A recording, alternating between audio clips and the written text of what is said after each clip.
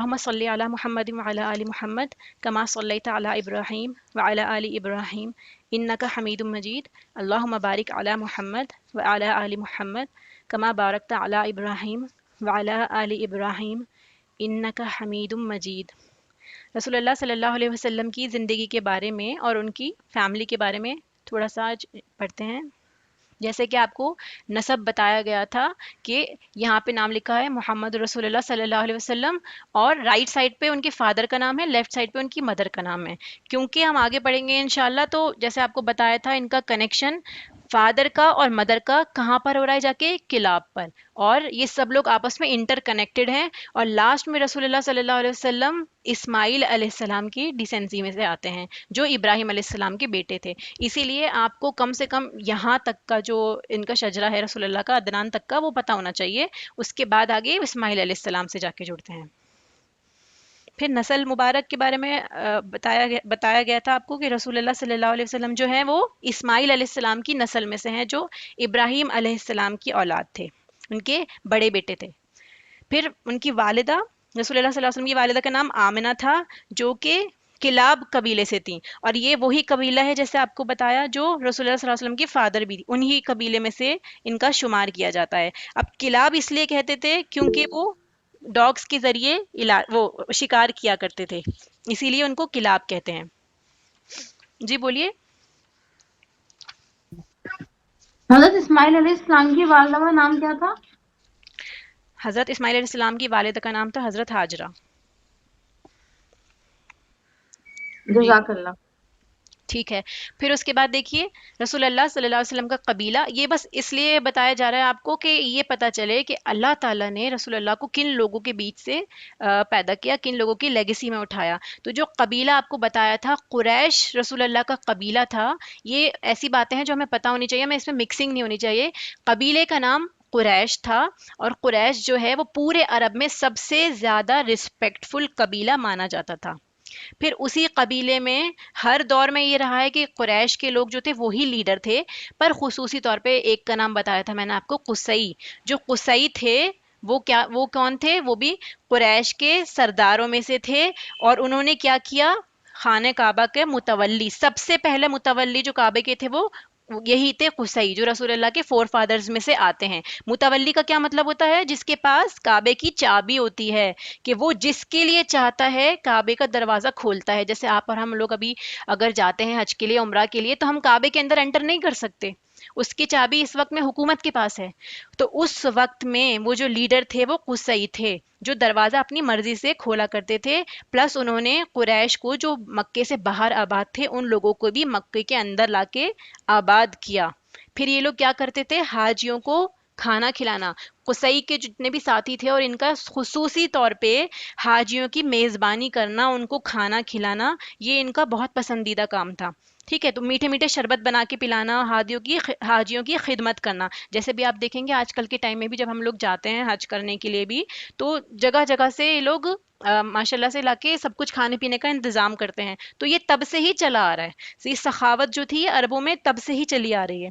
پھر اس کے بعد قریش کا جو جھنڈا تھا، جھنڈا کیا ہوتا ہے؟ نشان ہوتا ہے کہ ہاں سپریمیسی کا نشان، کہ یہی جو ہے لیڈر ہیں، وہ بھی انہی کے پاس تھا. اور جو ان کی ٹریڈز بتائی جاتی ہیں، بہت ہی زیادہ کریم انسان، کرم کرنے والے لوگوں پہ، اور عقل مند انسان تھے، بہت ہی زیادہ عقل مند انسان تھے یہ. پھر ان کا خاندان، رسول اللہ کا خاندان جو ہے وہ ہاشمی کہلاتا ہے. اور ہاشمی جو ہے اپنے زمانے کے ہاشم سب سے عظیم انسانوں میں شمار ہوتے ہیں. جہاں پہ بھی آپ دیکھیں گے یہی ذکر ہے، عظیم انسان، سخی انسان. روٹی توڑ کر وہ گوشت اور شوربے میں ملانے کا کام کرتے تھے، یعنی توڑ توڑ کے روٹی شوربے میں اور گوشت میں ملا کے وہ کھلایا کرتے تھے لوگوں کو، اس وجہ سے ان کا نام ہاشم پڑا. ٹھیک ہے. پھر اس کے بعد عبد المطلب کے بارے میں بات ہوتی ہے، جو ان کے بیٹوں میں سے تھے. عبد المطلب بہت خوبصورت اور عظیم انسان تھے، جو اپنی سخاوت میں مشہور تھے. سخی کون ہوتا ہے؟ جو لوگوں پہ بہت اسپینڈ کرتا ہے، اس لیے ان کا لقب فیاض پڑ گیا. ان کے دسترخوان پہ بہت زیادہ کھانے والے مسکین، اور یہاں تک کہ جانور اور چڑیاں وہ بھی کھایا کرتے تھے. सब लोग खाया करते थे उनके दस्तरखान पे। और जमजम का कुआं भी अल्लाह ताला ने उन्हीं के थ्रू खुदवाया, जैसे कि हम डिस्कस कर चुके हैं पिछली क्लासेस में, कि अल्लाह ताला ने उनको ख्वाब में दिखाया था, इस तरह से उन्होंने जमजम का कुआं खोदा। और ये वही ज़माना है जिस ज़माने में रसूल अल्लाह सल्लल्लाहु अलैहि वसल्लम पैदा होने वाले हैं। उसी ज़माने में कौन, हबशा पे, जो हमने लास्ट क्लास में पढ़ा था, जो हबशा से हाथी वाला अब्रहा आया लश्कर लेके और काबे को ढाने की कोशिश की। रसूलुल्लाह की पैदाइश से 50 या 55 डेज पहले की बात है। फिर अब्दुल्ला, आप सल्लल्लाहु अलैहि वसल्लम के वालिद, बेहद खूबसूरत इंसान और पाक दामन इंसान थे। और इसी वजह से जब वो पैदा हुए थे, तो क्योंकि अब्दुल मुत्तलिब ने नज़र मानी थी कि अगर मैं कुआं खोद लूँ ठीक से अच्छे से, अल्लाह ताला मेरा काम करा देंगे, तो मैं अल्लाह के लिए अपने एक बेटे को कुर्बान कर दूंगा। और वो नाम किसके अगेंस्ट आया था? अब्दुल्ला के अगेंस्ट आया था। और वो हम वाकया पढ़ चुके हैं कि किस तरह से 100 ऊँटों के अगेंस्ट अब्दुल्ला का नाम आया। यानी जब 100 ऊँट जब आए उनकी फाल के अकॉर्डिंगली, तब उन्होंने, तब जो वो हमारा तीर जो निकला वो 100 ऊँटों की तरफ निकला, यानी अब्दुल्ला की जगह 100 ऊँटों की कुर्बानी की जाए। ठीक है, तो इस तरह से उनको भी ज़बीह कहा जाता है। फिर अब उनकी शादी का इंसिडेंस होता है कि उनकी शादी होती है हज़रत आमना से, और वो उस वक्त की सबसे बुलंद पाया खातून थी, यानी सबसे ज़्यादा रिस्पेक्टफुल लेडी, सबसे ज़्यादा पाकदामन लेडी थी। फिर शादी के बाद ही वो कुछ टाइम में उम्मीद से हो गई थी। उसके बाद अब्दुल मुत्तलिब ने अब्दुल्ला को तिजारत के सिलसिले में शाम भेज दिया। अब वहाँ अल्लाह का हुक्म ऐसा हुआ कि वहीं वो बीमार पड़ गए और मदीना में ही उनका इंतकाल हो गया, वहीं उनको दफना दिया गया। फिर रसूलुल्लाह सल्लल्लाहु अलैहि वसल्लम की पैदाइश के बारे में है कि आप सल्लल्लाहु अलैहि वसल्लम की पैदाइश होती है मक्का मुकर्रमा में, मौसम बहार में, बहार का मौसम होता है, और मंडे की सुबह बताई जाती है। कहीं पे 9 लिखा है और कुछ बुक्स में 12 का भी जिक्र है, रबीउल अव्वल की तारीख थी। और उसी साल में, जिस साल मैंने आपको बताया अब्रहा ने हमला किया था, इसीलिए इस साल को क्या कहते हैं? आमुल फील। फील हाथी को कहते हैं, आम कहते हैं, आमुन साल को कहते हैं, तो आमुल फील यानी हाथी वाला साल। और अगर हम वैसे डेट देखते हैं तो 22 अप्रैल 571 की बात है ये। फिर आप सल्लल्लाहु अलैहि वसल्लम की पैदाइश के वक्त जो दाई जो थी वो कौन थी? हज़रत अब्दुर्रहमान बिन औफ की वालिदा। उन्होंने जो था ये लेबर वाला काम पूरा वो करवाया। उनका नाम बताया जाता है शिफा बिन्त अम्र। ठीक है, ये बिल्कुल इंपॉर्टेंट और मोटी मोटी बातें हैं जो मैंने समराइज करके आपके सामने रखी हैं। जब आप सल्लल्लाहु अलैहि वसल्लम पैदा हुए तो आपकी वालिदा का क्या ख्वाब आया? उन्होंने देखा कि मेरे जिस्म से एक नूर निकला है, जिससे मुल्क शाम के महल रोशन हो गए। मुल्क शाम क्या है? सीरिया। वहां के महल रोशन हो गए, ये उन्होंने ख्वाब में देखा। फिर उन्होंने अब्दुल मुत्तलिब को आपकी पैदाइश की खबर भिजवाई। जब रसूलुल्लाह सल्लल्लाहु अलैहि वसल्लम पैदा हो गए तो उनके दादा को बताया, तो उनके दादा बहुत खुश हुए और वो उनको लेके सीधा काबे में चले गए, खाने काबे में लेके गए, और उन्होंने अल्लाह का बहुत शुक्र अदा किया। और क्योंकि अल्लाह ताला के हुक्म से उनके बेटे के जाने के बाद उनका पोता था एक तरह से, तो उनको बहुत खुशी थी। उन्होंने उनका नाम मोहम्मद रखा, यानी मोहम्मद का क्या मतलब है?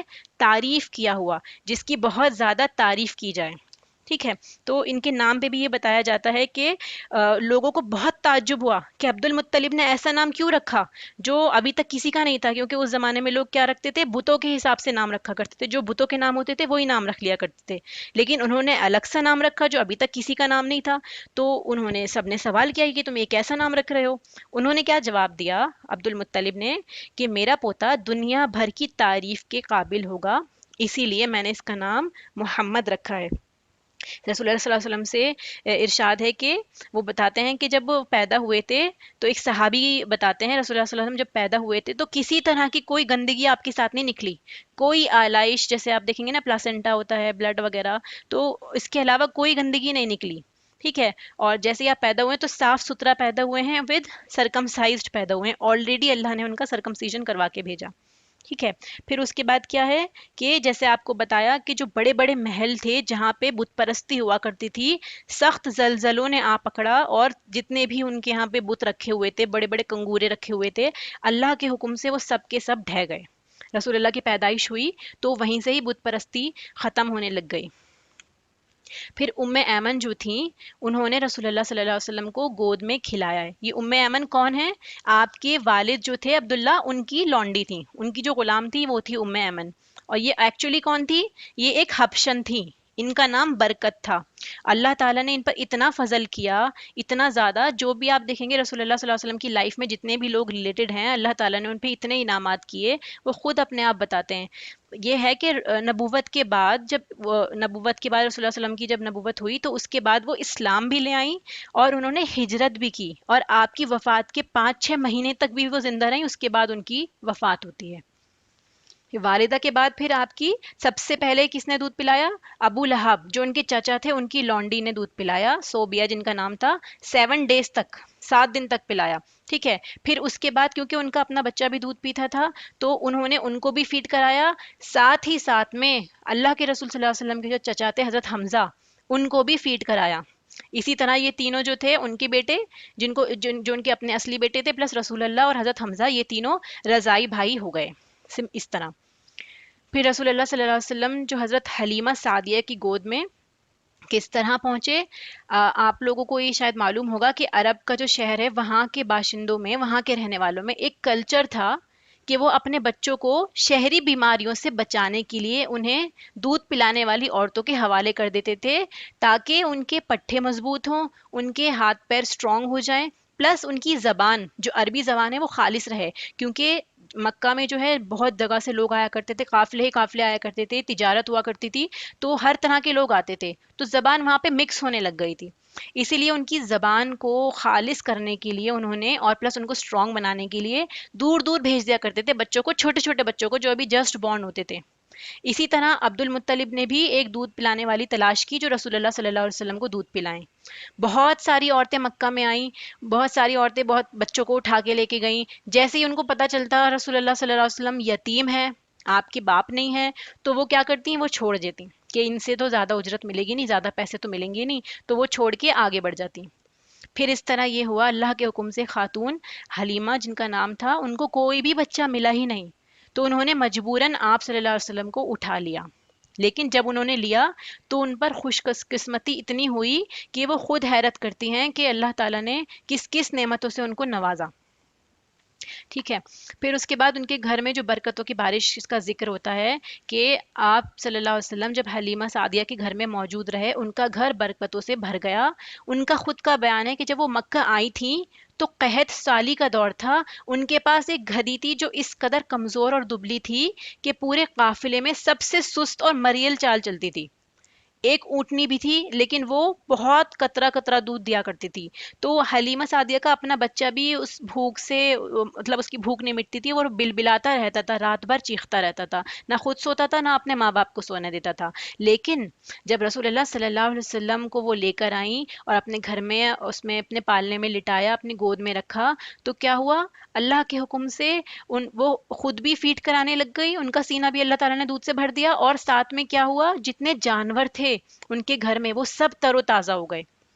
وہ اونٹنی کے پاس گئی تو اونٹنی جو ہے اس کے تھنوں سے دودھ ابل رہا تھا، اور اتنا تھا کہ انہوں نے خود بھی پیا، ان دونوں ہسبینڈ وائف نے بھی، اور ساتھ میں اپنے بچوں کو بھی پلایا، پلس سکون سے پھر وہ سوئے.